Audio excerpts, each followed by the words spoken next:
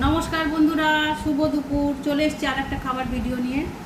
আজকে রান্না করেছি মাছের তেল দিয়ে বাঁধাকপি, কুমড়ো, বেগুন, আলু চচ্চড়ি আর বাটা মাছ ভাজা, কড়া করে ভাজা, আর তেলাপিয়া মাছের ঝোল। দেখছো তেলাপিয়া মাছের সাইজ, ওয়াও, দারুণ সাইজ। এই যে বড়ি দিয়ে আলু দিয়ে ঝোল করেছি। চলো খাওয়া শুরু করি। এইটা তো আমার ভীষণ ফেভারিট খাবার। এই যে পাঁচমিশালি সবজি দিয়ে মাছের তেল দিয়ে চচ্চড়ি, একটু ঝাল বেশি করে দিয়েছি। কুমড়ো বাটা মাছ,